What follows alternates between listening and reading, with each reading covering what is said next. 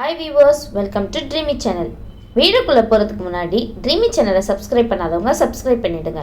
வாங்க வீடியோக்குள்ள போகலாம். இந்த வீடியோல ஒரு ஹாரர் கொரியன் மூவியை பத்தி பார்க்கலாம். 2012ல ரிலீஸ் ஆன ஒரு கொரியன் ஹாரர் மூவி.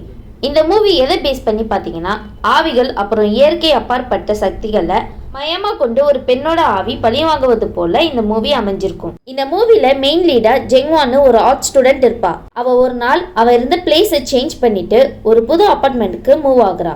அப்போ அங்க ஒரு ஸ்டாச்சு பாக்குறா. ஆக்சிடென்ட்டா அந்த ஸ்டாச்சு உடஞ்சு போயிடுது. அதுக்குள்ள ஒரு வித்தியாசமான தாயத்து இருக்கு. அது பார்க்க ஒரு மாஸ்க் ஷேப்ல இருக்கும். அவ ஒரு ஆர்ட் ஸ்டூடெண்டா இருக்கிறதுனால இந்த மாஸ்க அவளோட ஆர்ட் ப்ராஜெக்ட்க்கு யூஸ் பண்ணலாம்னு நினைக்கிறா. ஆனா அது கையில கிடைச்ச உடனே அவ வீட்டுல என்னென்னவோ நடக்க ஸ்டார்ட் ஆகுது. அவளோட வீட்டுல டெய்லி நடுராத்திரி யாரோ கதவை தட்டுற மாதிரி சத்தம் கேக்குது. அவளும் பயந்துட்டே போய் டோரை ஓபன் பண்ணி பாக்குறா. ஆனா அங்க யாருமே இல்ல.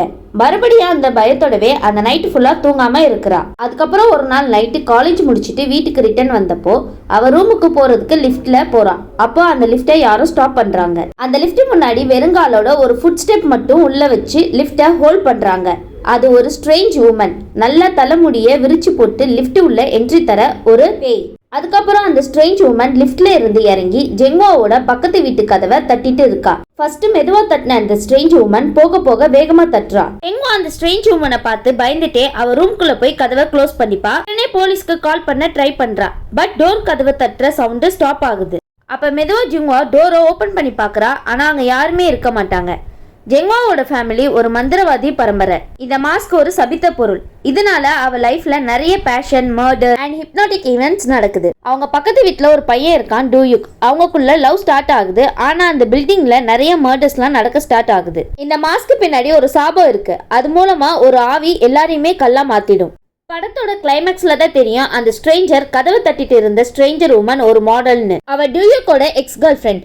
அந்த ஹீரோ தான் அவ மேல இருந்த பொசசிவ்னஸ்ல அவளை கொன்னுடுவான். ஜிங்வா அண்ட் அவ ஃப்ரெண்டு இந்த மாஸ்க பத்தி இன்வெஸ்டிகேட் பண்ணும்போது அந்த கோஸ்ட் ஹீரோவோட வீட்டுல இருக்கிறத கண்டுபிடிப்பாங்க. அந்த மாடலோட ஆவி ஹீரோவை ரிவெஞ்ச் எடுக்க நினைக்கும். கிளைமேக்ஸ்ல அந்த கோஸ்டோட பாடியை தோண்டி எடுத்து ஒரு ரிச்சுவல் பண்ணுவாங்க. இந்த ரிச்சுவல் மூலமா சோல் ஸ்விட்சிங் நடக்குது. ட்விஸ்ட் எண்டிங், ஜிங்வா இந்த பிரச்சனையில இருந்து தப்பிச்சிடுறா.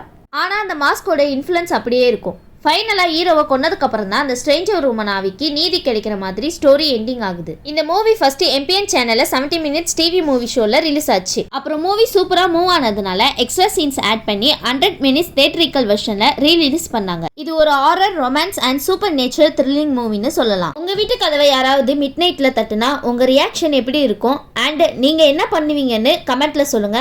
இந்த மூவியோட நேம் நாக். இதே மாதிரி இன்ட்ரெஸ்டிங்கான மூவி தெரிஞ்சுக்கணும்னா ட்ரீமி சேனலை லைக் பண்ணுங்க, ஷேர் பண்ணுங்க, மறக்காம சப்ஸ்கிரைப் பண்ணுங்க. Thank you viewers.